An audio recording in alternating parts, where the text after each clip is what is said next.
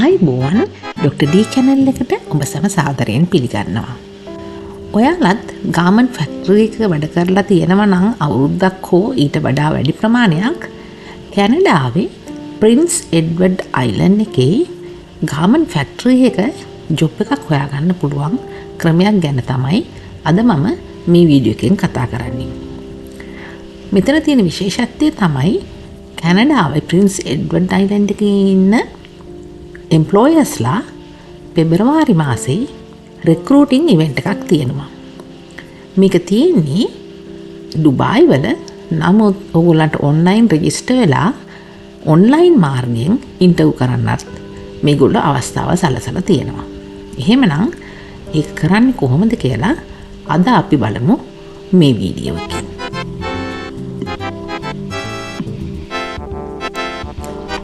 මේ තියෙන්නේ prince Edward island එකේ ඔෆිස් ඔෆ් ඉමිග්‍රේෂන් වෙබ්සයිට් එක. එතකොට මේකට ගියාම ඔයගොල්ලන්ට පේනවා am I eligible කියන කොටසට ගියාම මොන වගේ අයටද මේ ඉන්ටර්විව් වලට රෙජිස්ටර් වෙන්න පුළුවන් කියලා. ගොඩක් ෆීල්ඩ්ස් වල ඒගොල්ලෝ රික්‍රූට් කරනවා. එකක් තමයි ලේබරර්ස්, ඒ කියන්නේ වර්කර්ස්ලා processing, manufacturing and utilities. මේගොල්ලෝ මේ හයර් කරන්නේ ගාමන්ට් වර්කර්ස්ලා විතරක් නෙමෙයි. මේ නර්සස්ලා, ට්‍රාන්ස්පෝර්ට් ට්‍රක් ඩ්‍රයිවර්ස්ලා මේ ඔක්කොම තියෙනවා. මම නමුත් අද විශේෂයෙන් කතා කරන්න හිතුවේ ගාමන්ට් වර්කර්ස්ලා ගැන. එතකොට ඒගොල්ලෝ කියනවා other laborers in processing, manufacturing and utilities. එතකොට මේ වෙබ්සයිට් එකේ මෙතන කියන්නේ ඔයාලට මෙන්න මේ එක කැටගරි එක ජොබ් එකක් තියෙනවා නම් PEI අයිලන්ඩ් එකේ එම්ප්ලොයර් කෙනෙක්ගෙන් ඔයගොල්ලන්ට පුළුවන් කැනඩාවට මයිග්‍රේට් කරන්න. ඒ සඳහා ජොබ් ඔෆර් එක මේ විදිහට තියෙන්න ඕනේ. ඊට අමතරව මේ තියෙන රික්වයර්මන්ට්ස් තියෙන්න ඕනේ. උදාහරණයක් විදිහට ඔයාලා අවුරුදු 18යි 59 අතර වෙන්න ඕනේ. අඩුම ගානේ 1 yearවත් එක්ස්පීරියන්ස් තියෙන්න ඕනේ. ඉතින් එහෙනම් මේගොල්ලන් පළවෙනි රික්වයර්මන්ට් එක තමයි ජොබ් එකක් හොයාගන්න එක. ඒ සඳහා ඔයගොල්ලන්ට දැන් අනාර්ග අවස්ථාවක් ලැබිලා තියෙනවා. ෆෙබරවාරි වල තියෙන මේ රික්‍රූටින් ඉවෙන්ට් එක හරහා ජොබ් එකක් හොයාගන්න. ඒගොල්ලෝ ඔන්ලයින් තමයි මේ ඩුබායි වලින් පිට ඉන්න අයව ඉන්ටර්විව් කරන්නේ. අපි බලමු මේ ක්‍රිටිකල් වර්කර්ස් කියන කැටගරි එක ක්ලික් කරන්න.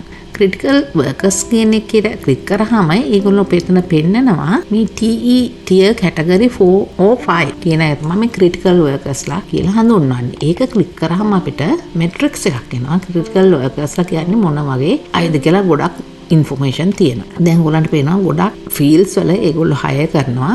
එතනට ගියාම ඊට පස්සේ ඒව ගැන විස්තර තමයි මේ තියෙන ලින්ක්ස් වලින් බලන්න පුළුවන්. අපි අද කතා කරමු number 9 occupations with manufacturing and utilities. එතනට ගිහිල්ලා මේ 95 කියන එක ක්ලික් කරමු. ක්ලික් කරාම ඒගොල්ලෝ කියනවා occupation in manufacturing and utilities. කියන්නේ manufacturing plant එකක වැඩ කරලා තියෙන අයට මේකට apply කරන්නට පුළුවන්. මේ මොන වගේ manufacturing plants වලද කියන එක ඉස්සෙල්ලා මම කිව්වා වගේ mineral and metal fabrication කියන ඒවා තියෙන්න පුළුවන්. එහෙම නැත්නම් chemical product හදන අය වෙන්න පුළුවන්. wood pulp ඔය වගේ ගොඩාක් fields වල manufacturing plants වල වැඩ කරපු අයට මේ සඳහා apply කරන්න පුළුවන්. අපි කතා කරන්නේ garment workersලා ගැන. මෙතන laborers in textile processing and cutting. ඉතින් ඒ ක්ලික් කරාම ඔයගොල්ලන්ට බලන්න පුළුවනි මොන වගේ අයද කියලා. ඔයාලට fabric cutter කෙනෙක් විදිහට වැඩ කරලා තියෙනවා. doffer, dyeing and finishing fabric cutter වලට මෙතන පේනවා. මේ විදිහට textile හරි apparel field එකේ ඔයගොල්ලෝ වැඩ කරලා තියෙනවා නම් මේ සඳහා ඔයගොල්ලන්ට apply කරන්නට පුළුවන්. අපි බලමු දැන් මේකට මේ විදිහට experience තියෙන අයට apply කරන්නේ කොහොමද කියලා. ඉතින් ඒ සඳහා මෙන්න මේ වෙබ්සයිට් එකට යන්න.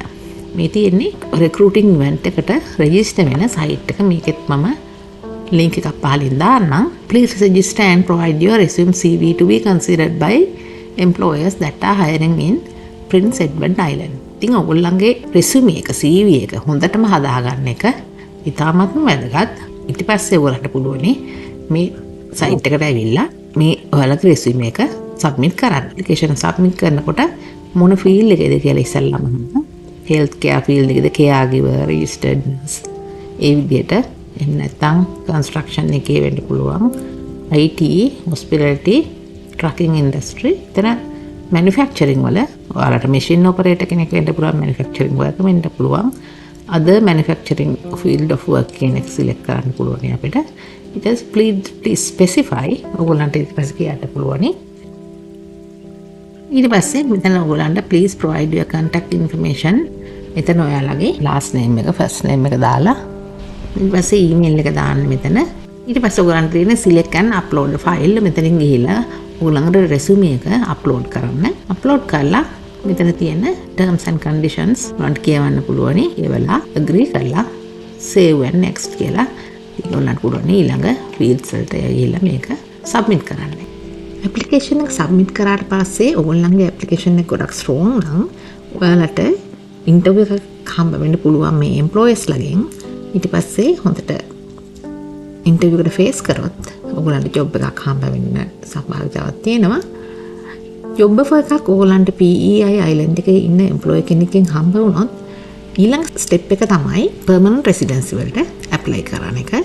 ඒ සඳහා ඔයගොල්ලන්ට පුළුවන් critical workers යටතේ Office of Immigration website එකට ගිහිල්ලා ඔයාලගේ application එක submit කරන්න. ඉතින් මම හිතනවා මේ steps ඔයගොල්ලන්ට ගොඩක් පැහැදිලි ඇති කියලා. ඔයාලට ප්‍රශ්න මොනවා හරි තියෙනවා නම් පහලින් comment කරන්න. ඔයාලා තාමත් මගේ channel එකට subscribe කරලා නැත්නම් subscribe කරලා like කරලා share කරන්නත් අමතක කරන්න එපා.